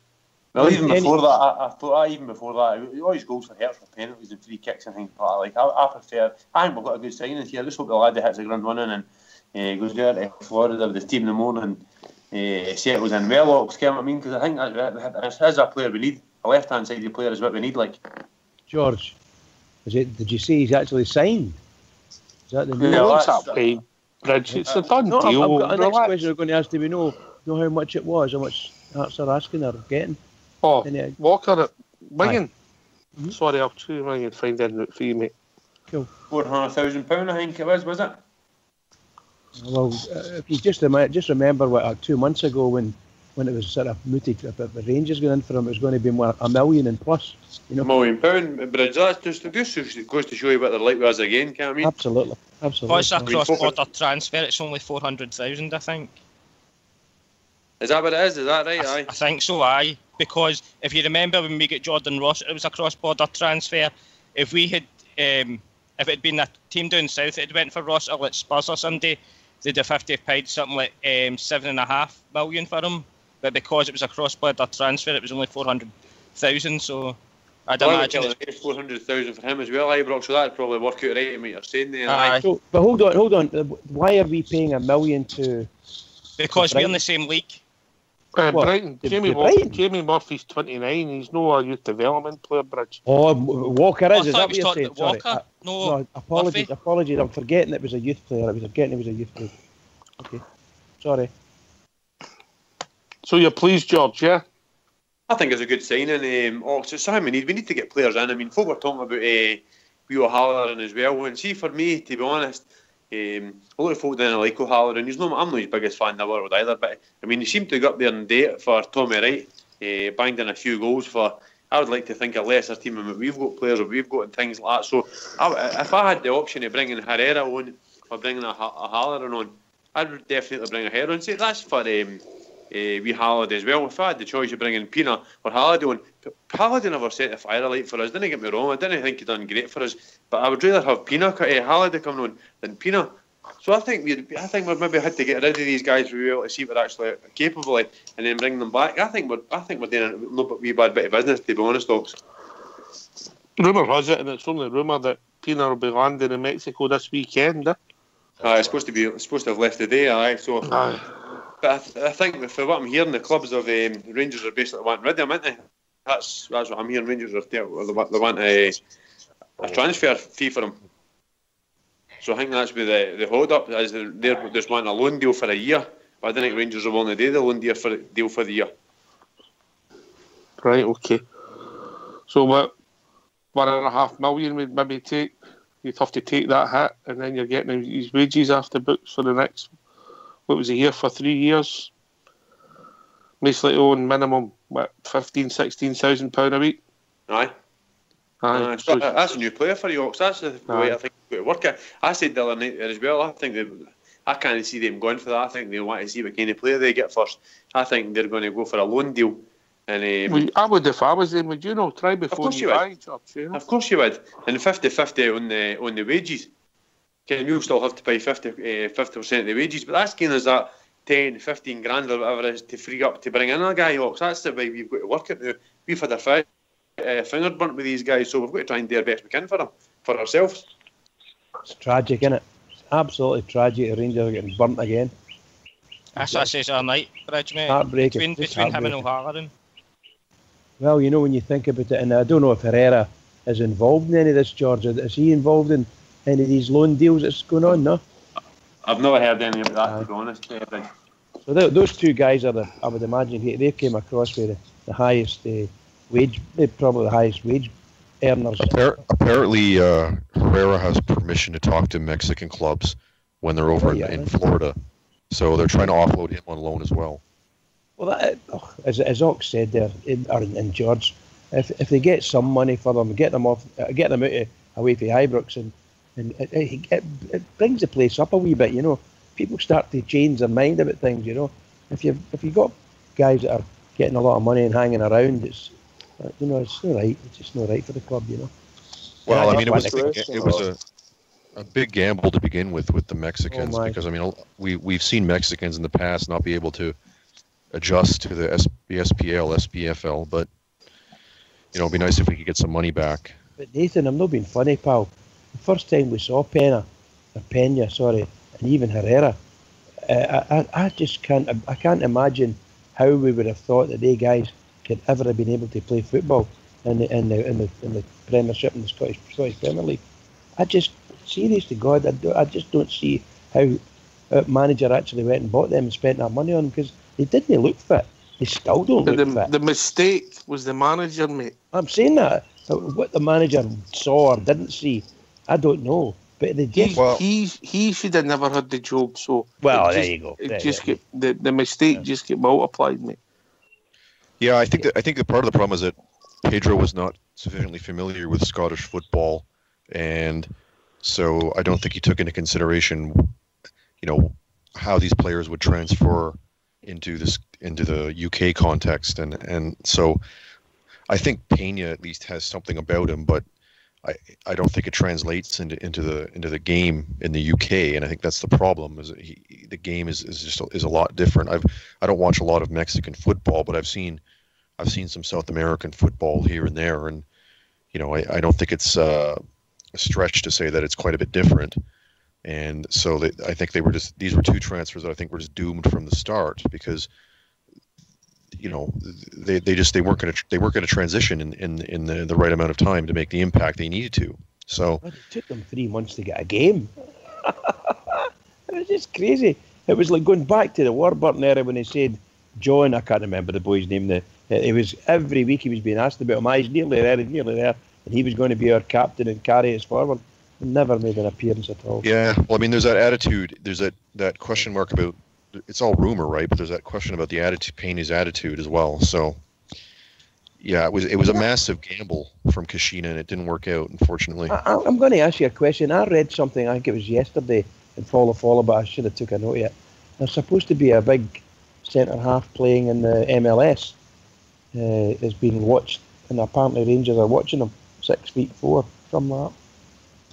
I don't know. It's possible. I mean, there's some decent players in the MLS. It's seemingly quite good, and he's only a young boy, Bridge. Do you know about it? Do you? Mm-hmm. Let's just wait and see where it runs. Right, you know what I mean? Yeah, I'm happy. I thought that's the kind of height I'm looking for in at 6'4", 6'5", or 6'6" even. See the thing that got me with the transfers as well. Now I know my geography's not that great, so let's put that out there, right? Slow down. Where are we going? Right. No, USA, right? America. Yep. Mexico. They're only that far apart. They're at the border for each other, right? So they touch each other, yeah. Aye. So I would say, or North America. So Americans have came here and settled in very well. That's why I thought that it wouldn't have been that much maybe a stretch for the Mexicans to fit in.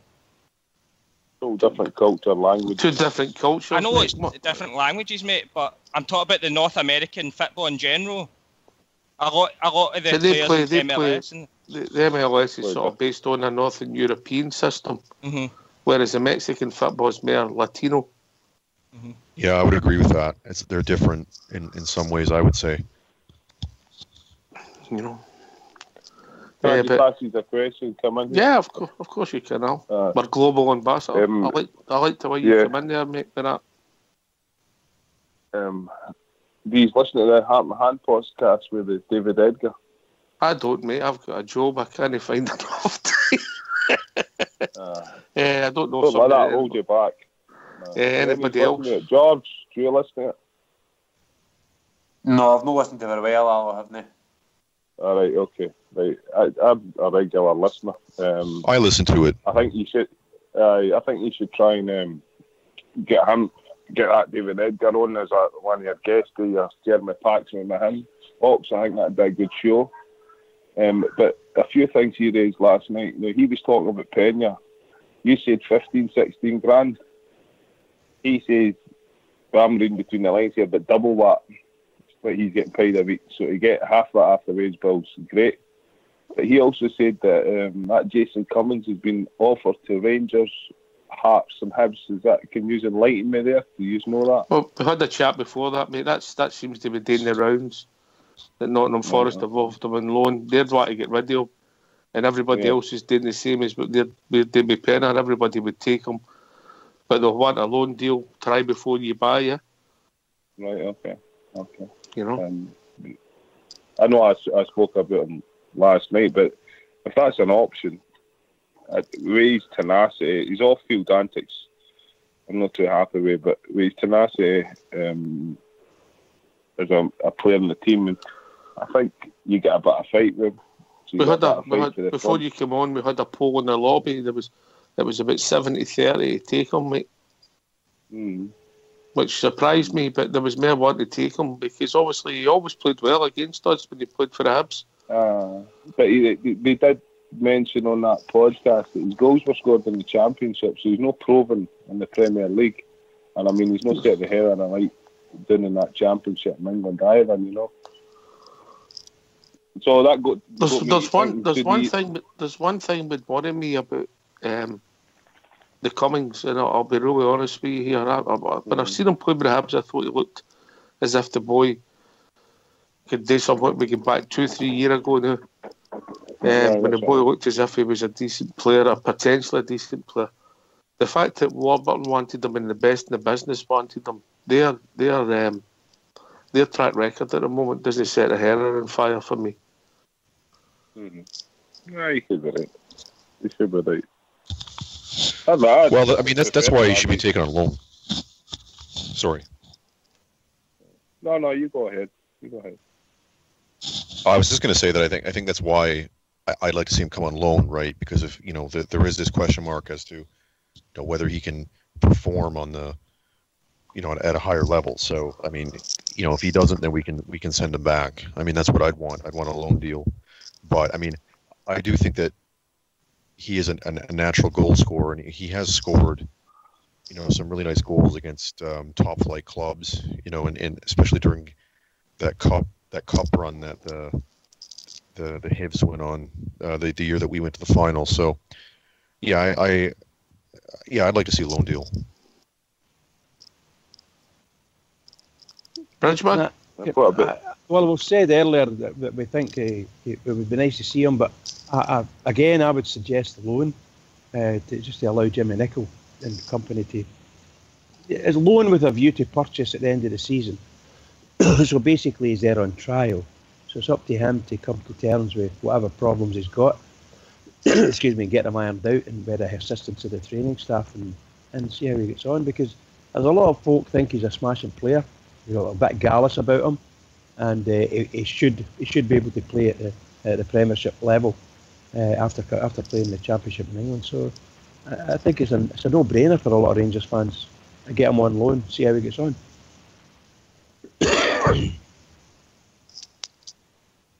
What's your thinking, Al, on that, Big Al?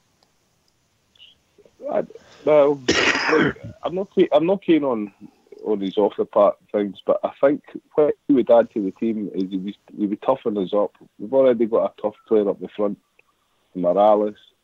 We had another tough player up the front, and we really can't have teams running over the top of us. I'd like a team to be a wee bit harder. Controlled aggression, obviously, but you know what I mean. Don't let people take the piss at us. Pardon the expression. So I think that's an added quality that he would bring to the first team. So I would probably look at, if he has been offered to us and we can get him, I'd say, yeah, get him in. Why not get him in? What about this boy Doherty as well for Hamilton? What's the score here? I've seen a little montage of him on YouTube. He looks all right. I've never noticed the guy before, but he looks all right coming in for that right. Rumours, Alan, but obviously the boy's a big Rangers supporter. He's had a good season. There's rumours that Mr. I was going to say Frank McParland, the director of football, is having a look and maybe speak to him, so something could happen. Frank McParland. That's what I was going to say. He'd have a brown envelope. The best in the business. So we'll see what happens, mate. But you're going to get. It's a transfer window, mate. You're going to get loads and loads of rumours, you know. On you go, George, and then Bridgman. Sorry, George. Big Al was saying there about wages, about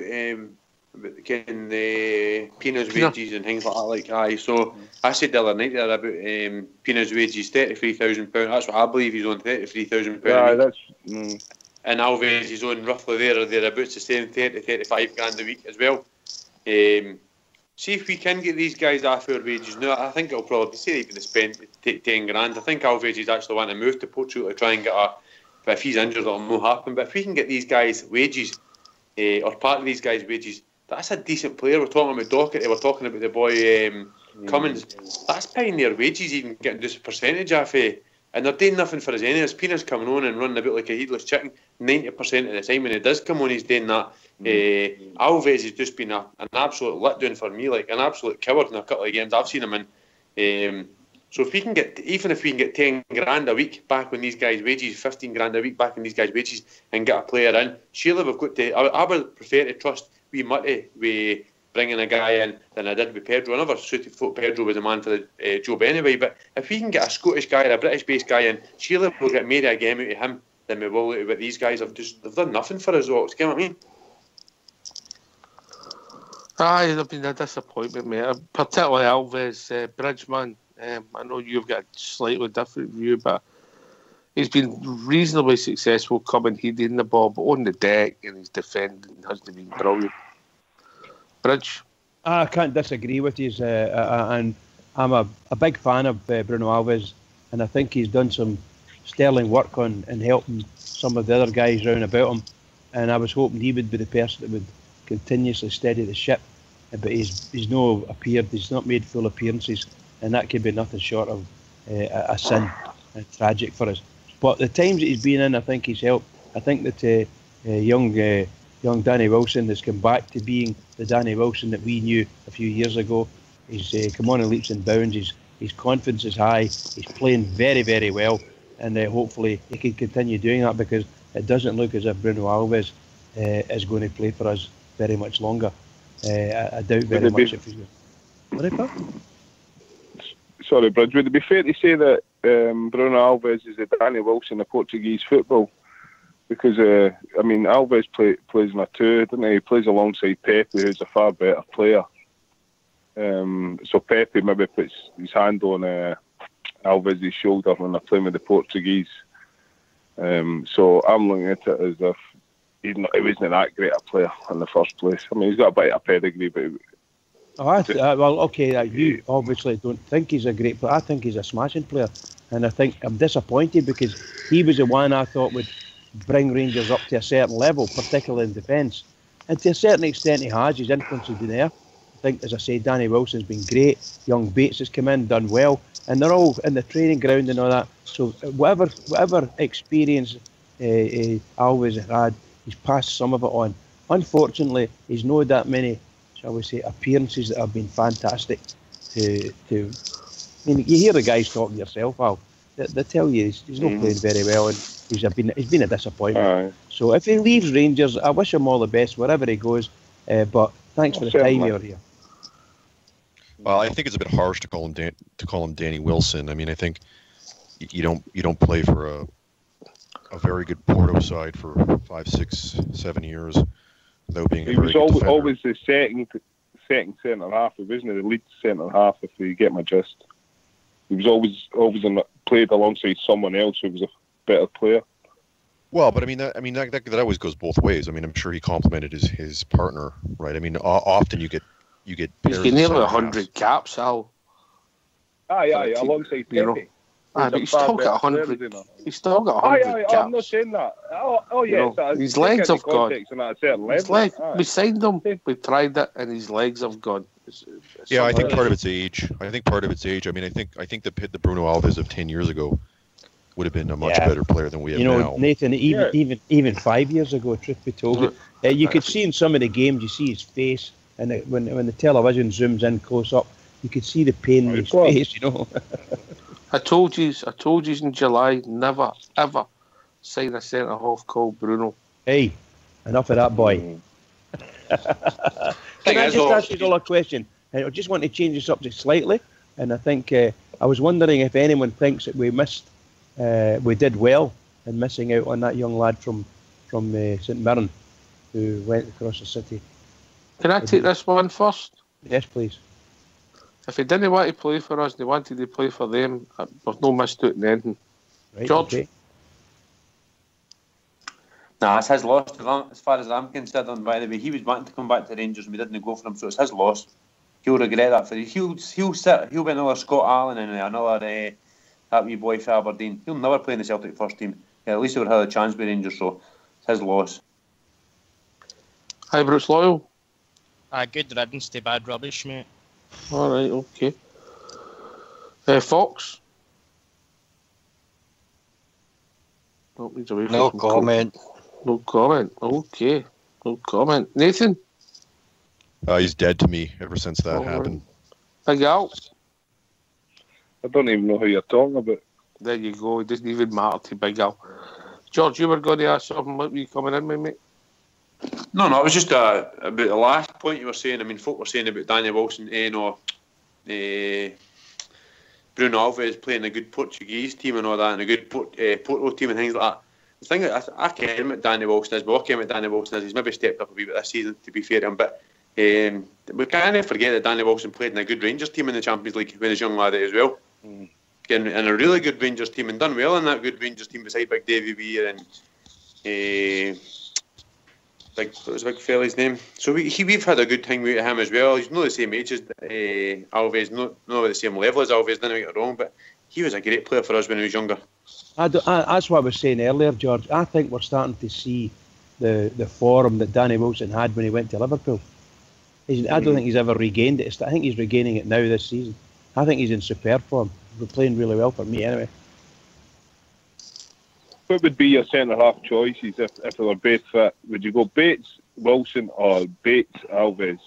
I'd go Bates, Wilson. To be honest, I would go the opposite. I would say that if he was fit and he wanted to play, obviously an attitude issue.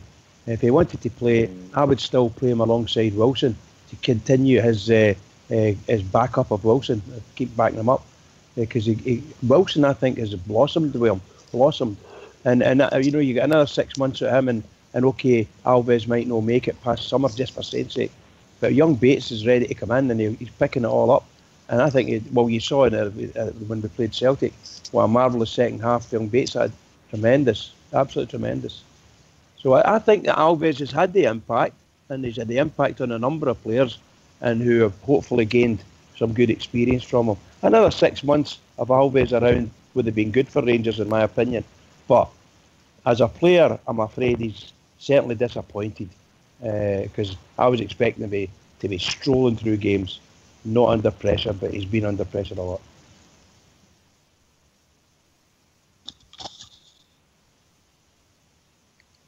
What about Russell Martin?